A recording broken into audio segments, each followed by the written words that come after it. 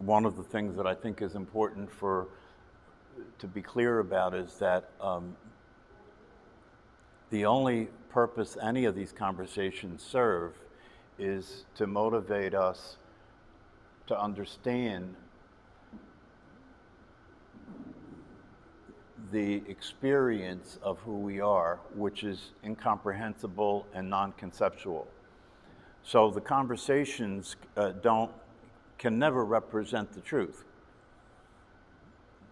All they can do is to allow us to recognize the possibility of the experience of the truth, of the experience of who we actually are. And then to understand that the real value, the real power comes from the time that we spend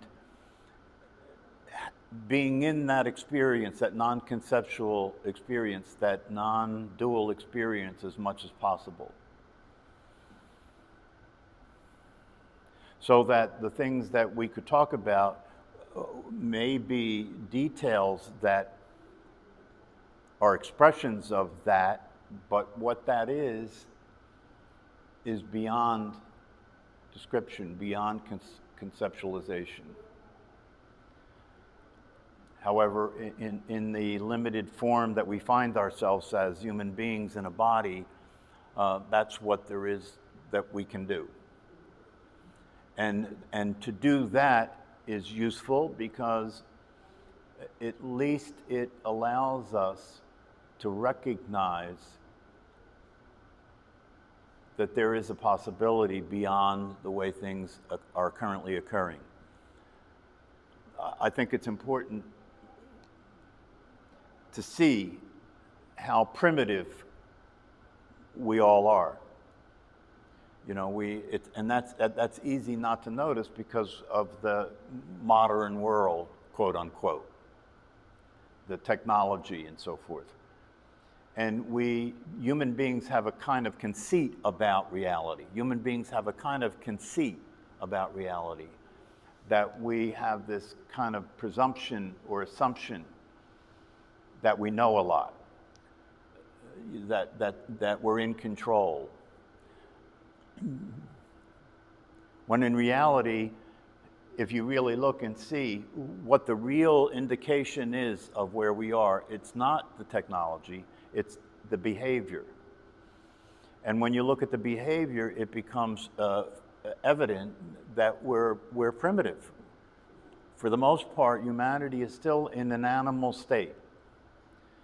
We know, for example, with brain science, that we all still have the animal brain, the reptilian brain at the base of the brain. We all still have it. And so most of humanity is stuck somewhere between there and the prefrontal cortex. It's like no man's land, you know what I mean? It's like you're not completely rational and logical, and that's not determining everything, but you're not completely an animal either, at least hopefully a large portion of us are not completely an animal, although when you look at behavior, it's scary. So that's where we are. And the reality of it is that the solution to that situation is not to use more, although it is the case that the more you use the executive function of the brain, the prefrontal cortex, you know, the more rational you'll be, the more civilized you'll be, you know, the more able you'll be to act in a reasonable or rational way, and maybe that's enough to keep you from causing too much trouble, right? But the solution is not to just not have the animal brain and have all of the energy exist in the prefrontal cortex. That's not the solution. Either extreme doesn't work, because you have to have the survival programming from the reptilian brain to stay in the world. Otherwise, you won't be able to manage taking care of your body and not walking in front of buses or things like that. So the solution is not to be in either one or in the middle, but the solution is transcendence, to transcend that in terms of who you and I are, right, is not that which has manifested itself in a body or in a brain or in a prefrontal cortex or in a reptilian brain. Awareness is, the paradox is, awareness is the transcendence of that. However, the word transcendence is generally misunderstood. The word transcendence is generally understood to be like you're transcending, you're moving away from, right? But in reality, transcendence is not moving at all. Transcendence is being in the middle of the reality of being a human being in a body and seeing it for what it is. It's not moving it at all. It's just seeing it for what it is. It's not changing anything. It's just being aware of things as they are.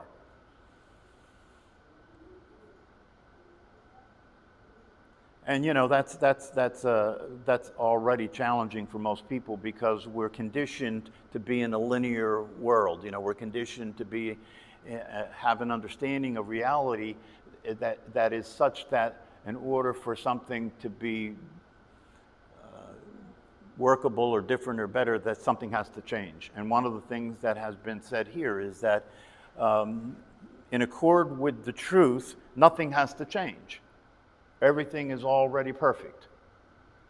That's why most people find it very difficult to understand these teachings, because in these teachings, transcendence means that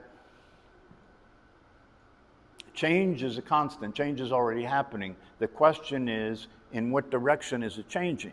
Right? The question is, can you recognize and appreciate and understand out of your experience of the truth of yourself as awareness that the world changes as a perception, not as an objective reality. Do you understand? The world changes as a perception, not as an objective reality. In a non-dual reality, the world is a perception. It is not an objective reality. So you see, just to see that, right, it gives you access to something, right? It allows you to save a lot of wasted energy trying to change, right? But instead of trying to change, to be still and present in the moment, right, allows you to have a perception that is more realistic than the one that's given by what you learned or what your conditioning is. So that's what we're up to here. And the interesting thing about how this works is we can have conversations like this, but the conversation isn't going to go anywhere. The conversation isn't really going to go anywhere because the conversation is a very limited view. It's kind of one of the ways that one of the teachers talks about this. His name is Almas. It's called, the particular teaching that he talks about is called, I think it's called the diamond approach. I don't know if any of you have ever heard of it. It's the diamond approach. You can look it up if you're interested in it. But one of the things he says is when we talk about anything, we're talking about it in terms of a diamond that has all these multifaceted angles to it, right? And when we talk about these things, we're talking about it from one particular angle of it, but that can never encompass the whole diamond, right? But it's holographic. It's holographic in the sense that, and this is one of the things that I said in my books, the truth is holographic in the sense that if you see the truth in one facet of it, right, you're actually seeing the whole truth. That's hard for the brain to get, right? If you see one facet of the truth, you're actually seeing the whole truth because it's holographic. Well, there's no in or out when it comes to non-duality, right? There's no object, there's no subject and object when it comes to non-duality. It's interesting that you bring this up because I was just reading and listening to some teachings about this. And what those teachings and readings said is consistent with my own experience, and that is that you are the world. You know, those who are awake and those who are enlightened say that the world as it is right now is perfect, right? So if we trust that, if we have any faith in that at all, right, and that is consistent with a lot of teachings, right? If we trust that and have any faith in that at all, then what you want to do is you want to be looking to see how's that so? What's the perfection, right? What's the perfection? And the bottom line, what it all comes back down to, without going through a whole thesis about it, right, is you know, this thing that you hear people say, you know, be the change you want to see in the world, right? Right? It's actually the truth, right? That if you manifest, if you, in spite of the challenge that we're all facing, right? Here's the deal, right? Here's the deal. In spite of all the challenges that we're facing, if you can maintain being a context of love, you'll see the perfection of it all. If you can maintain being a context of love. And you know, it has been said in many teachings and practices that the bottom line is that is what awareness is. It's unconditional love. That's one way of talking about what awareness is. And so the question is, if that is the truth, right, then from an unconditional love perspective, how does the world look? From an unconditional love perspective, how does the world look? This is something that I really want you to take note of. Context is decisive.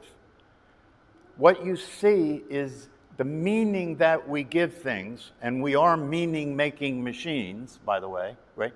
The meaning that we give things is a function of context. Context determines what you're seeing, does it not? The thing is this: if you're operating more from the primitive perspective about things, right? Then rather than having a context, you're operating from a perception that's given by a condition. That's the distinction. The difference between, are you existing in a condition or a context? The condition that most of humanity exists in is a conditioned condition. It's a conditioned condition. In other words, your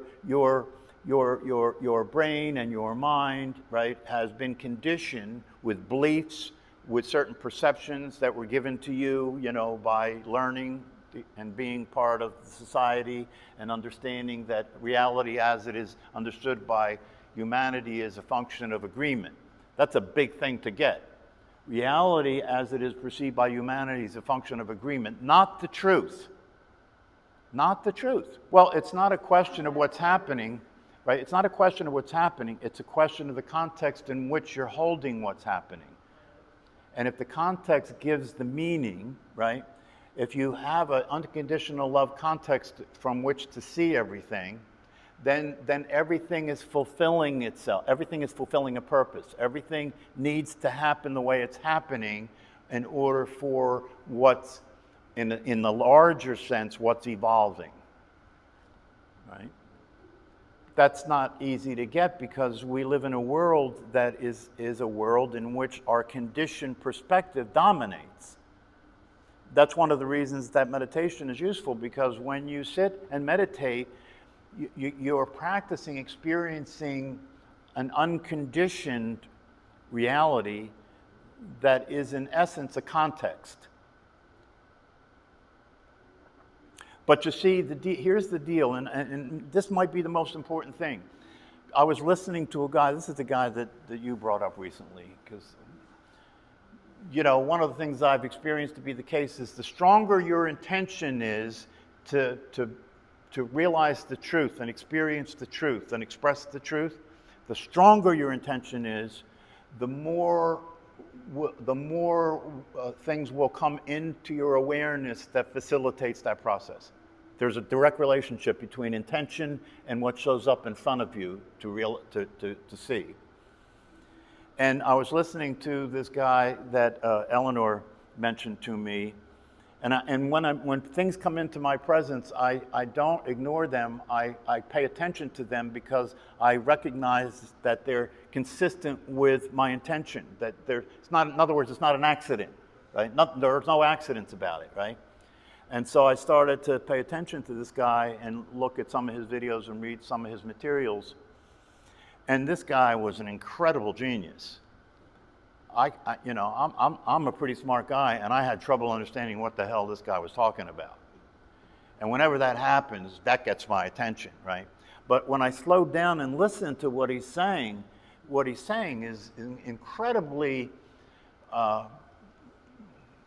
complex and insightful about the nature of reality and how our limited way of looking at things doesn't allow us to see things as they are, and on and on and on. And he goes into great detail about all of that stuff. But the thing about it is, I took a walk yesterday and I was listening to this guy talk, and at some point what occurred to me was that if I paid attention to what he was saying as that which I needed to understand and learn and be able to practice and be consistent with and so forth, right? It might make somewhat of a difference, but nothing compared to paying attention to that and listening to it and then letting it go and understanding that when I'm sitting in meditation and being silent, I have access to the whole thing. And it's non-conceptual, so it's not a matter of my understanding anything. It's not a matter of my having some particular information that I can,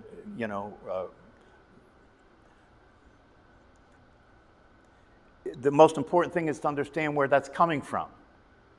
The most important thing is to understand where that's coming from, and that's not something that is conceptual. That's not something that can manifest itself in particular ideas in a linear fashion, right? But when you sit in meditation, that's what you are getting access to. That's the wisdom that you're getting access to.